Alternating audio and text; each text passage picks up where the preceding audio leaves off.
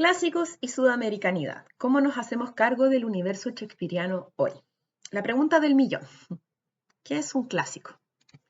Voy a partir por el elefante en la habitación. Shakespeare cae en cualquier canon literario o teatral dentro del universo de los clásicos. Y la definición de clásico es algo que al menos a mí como mujer, como actriz, como latinoamericana, me ha causado y me causa cada vez más curiosidad. ¿Qué es un clásico? ¿Qué tenemos en Latinoamérica como clásicos? ¿Cómo dialogar con ellos en un mundo que parece tan radicalmente distinto, tomando en cuenta una perspectiva decolonial y feminista? En esta ponencia no pretendo responder ninguna de estas preguntas, me disculpo de antemano, sino hablar de algunas estrategias que están dando buenos procesos y buenos resultados, en mi caso docente particular. Son estrategias que intentan de alguna forma devolver a los clásicos y a Shakespeare en particular desde el mundo de lo intelectual a lo corporal. Para esto me gustaría comenzar hablando de lo que Adriana Cabarero identifica como la desvocalización del logos, un movimiento que se origina en la idea platónica de que hay un mundo de las ideas separado del mundo de la realidad corporal y vocal, y este concepto luego encuentra un ancla en el pienso luego existo de René Descartes, y va generando una falsa dicotomía entre el entendimiento intelectual y la corporalidad vocal, que es donde estamos hoy. ¿Por qué deberíamos revocalizar a Shakespeare?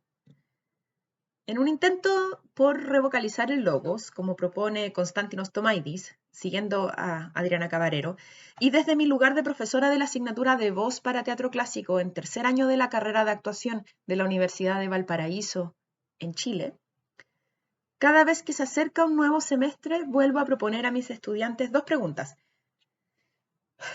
¿Qué es un clásico? Con la variante de qué es un clásico para nosotros latinoamericanos y por qué les dedicamos tanto tiempo de estudio hoy.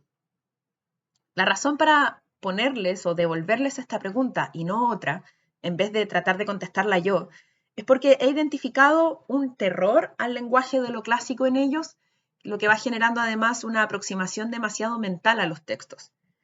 Si ellos siguen este camino, la frustración al momento de traspasar a escena lo que dicen las obras clásicas está garantizada y queda como algo meramente anecdótico dentro de la formación de los estudiantes.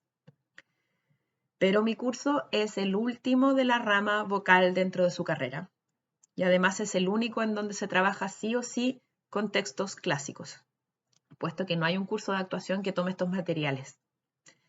Entonces la responsabilidad es grande, sobre todo si se considera que debo avanzar como profesora sin dejar atrás ni a los griegos, ni a Shakespeare, ni a las obras del siglo de oro español con todas sus reglas rítmicas y métricas, y que debemos llegar al final del semestre, se espera, con una obra, un montaje que se muestra a público. Por eso mismo me parece fundamental detenerme un poco al inicio de ese semestre y hacer estas preguntas.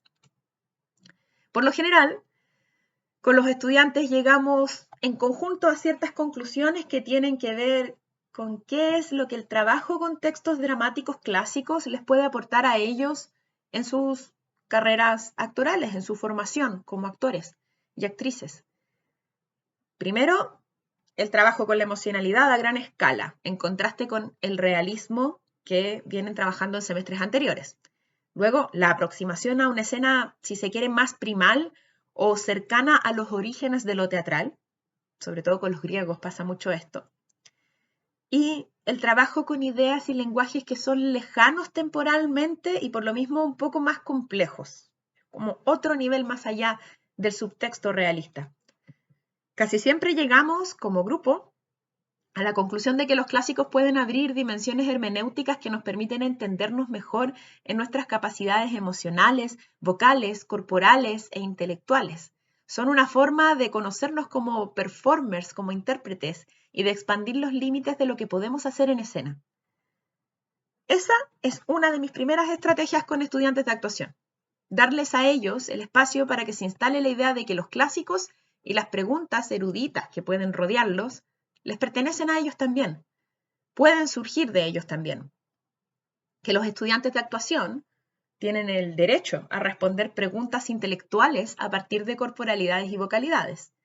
Voy a volver sobre este punto después, pero quisiera dejar dicho que esta es una de las formas de revocalización del logos término que tomo prestado de Konstantinos Tomaidis, que he dado en encontrar y que me parece particularmente pertinente para los textos clásicos. Desde este ejercicio mayéutico que pretende situar el derecho a contestar ellos mismos a estas preguntas, estoy también instándolos a preguntarse e investigar desde la escena, lo que se conoce como practice as research. Por supuesto que las primeras respuestas son tímidas, poco vocales, dubitativas, porque no se atreven a hacer este movimiento que les parece sacrílego, pero que es fundamental para que los clásicos queden en sus cuerpos.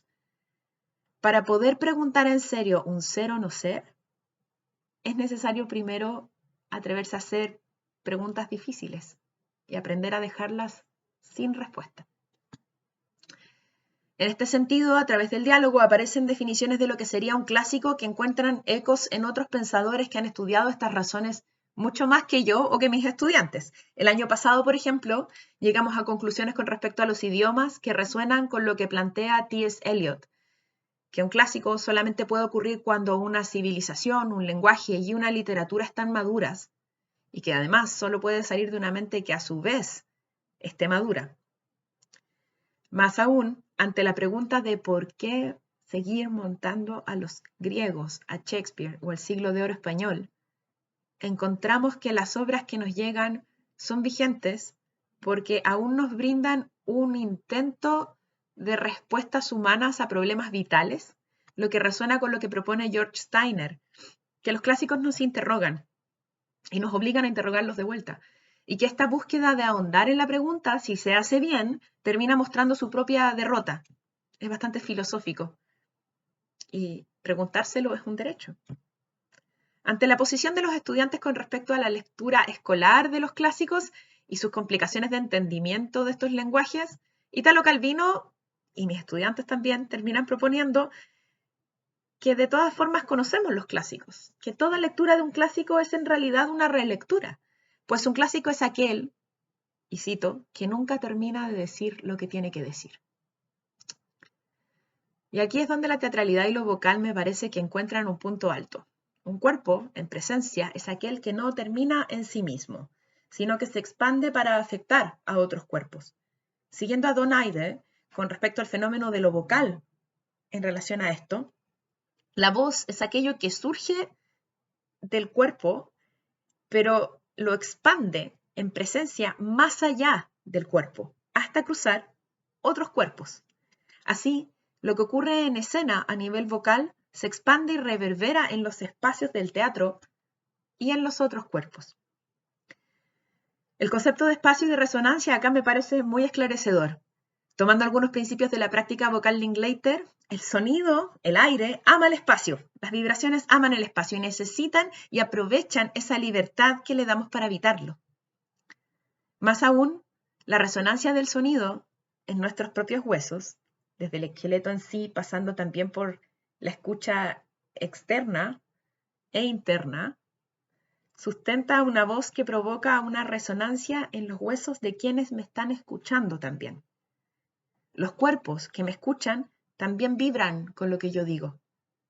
Por eso, poner en escena y enseñar los clásicos los actualiza, no solo en una dimensión intelectual, sino que también convivial.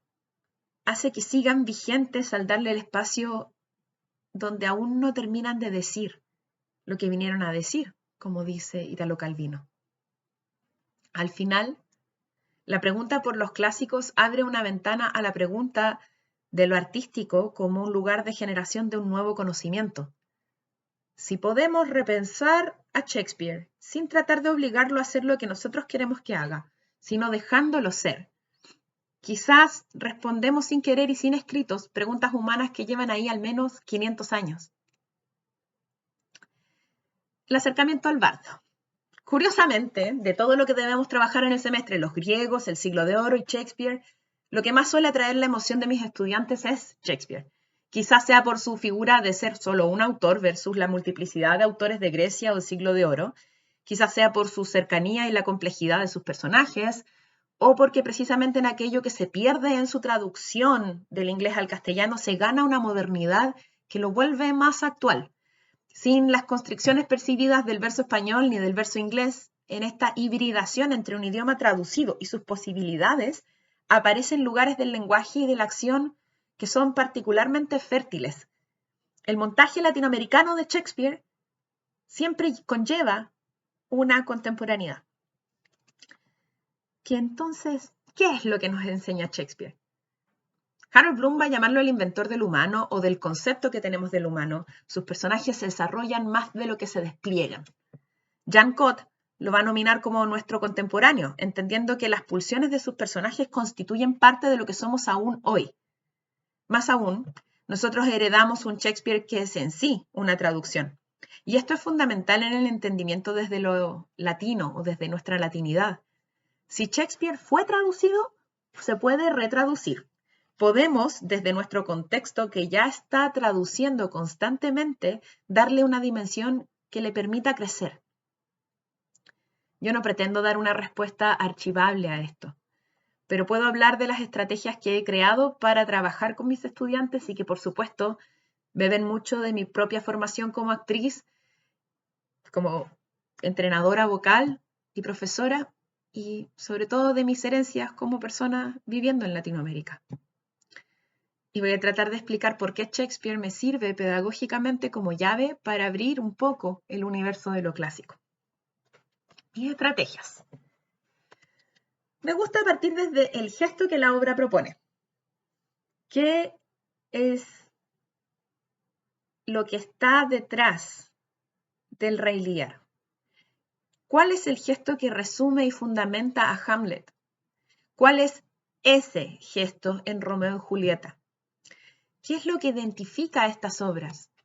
Y más aún, ¿podremos resumirlo en un solo movimiento sin reducir la obra a su final, sino que permitiéndonos encontrar su centro?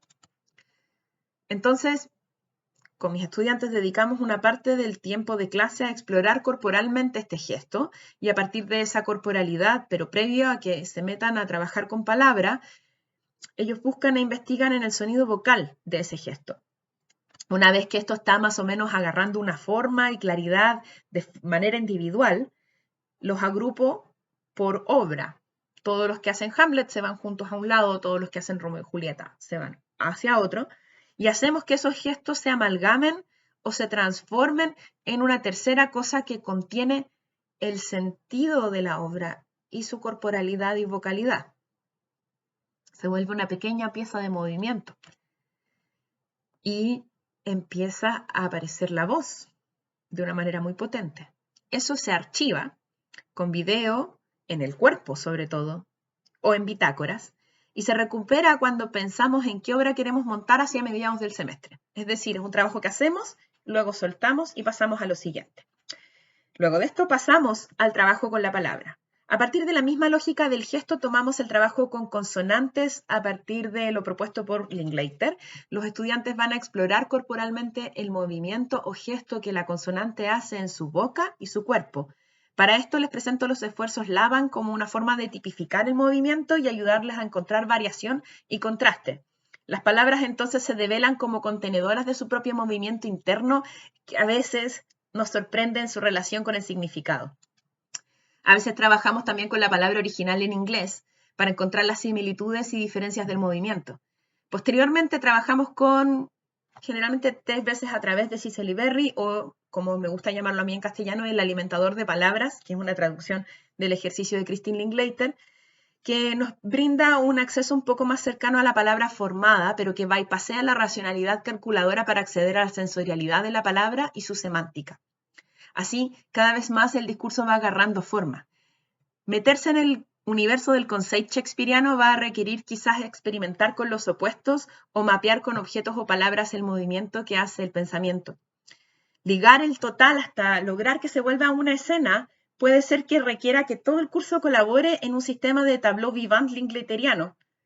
Los ejercicios propuestos apelan a un acceso al subconsciente y a la sensación de la palabra y buscan generar una escucha dedicada a lo que de verdad el texto propone.